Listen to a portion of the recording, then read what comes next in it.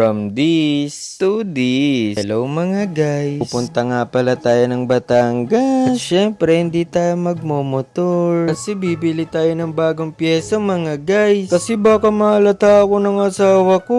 Abugbog burn na ka talaga. Chawot. At ayun na nga mga guys. Nag-angkas na tayo papuntang Bendia mga guys. At sa mga oras na to, parang kinakabahan ako mga guys. Kasi baka bigla siyang nakasunod. Kaya chinek ko na muna.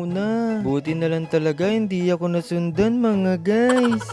Nakatulog na nga ako sa biyahe mga guys. Grabe ang hirap pala ng voice over na to. At nandito na nga pala tayo sa Batangas mga guys. Marami talagang Batanggenyo ari. Natural Batangas nga ni. At ayun na nga, nandito na tayo sa bahay ni Kuya. Ay ni Limel Mendoza pala.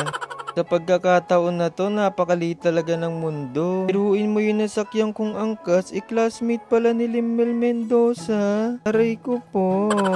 First time ko nga pala dito sa Batangas mga guys. Nangagaw na naman siya ng vlog. Hindi mo nga pala yung vlog, uy vlog ko to boy. At ayun na nga mga guys, pupunta na nga pala tayo ng warehouse. Sabi nila magaganda daw ang mga pyesa dito. Mukhang marami akong ma-checkout dito ah. Chawot. Grabe, pagpasok mo pa lang sobrang dami ng mga pyesa dito. Meron din pala silang turotot.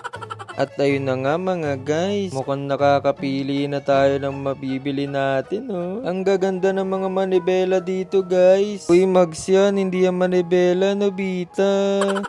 At ayun na nga mga guys, papasok na tayo sa loob ng warehouse. Grabe, sobrang dami nila ng mga parts ng motor dito. Kung gusto mo nga pala mag-start ng business, dito ka na kumuha sa 3M warehouse. Kompleto na nga mga parts nila dito mga guys. From this to this. At ayun na nga, minomodel na namin yung mga manibela mga guys. Ay Mags pala. At ayun na nga mga guys, pabili na nga ari ng gulo. At bumili na nga rin ng mag. Mukhang yari na naman ako sa asawa ko nito.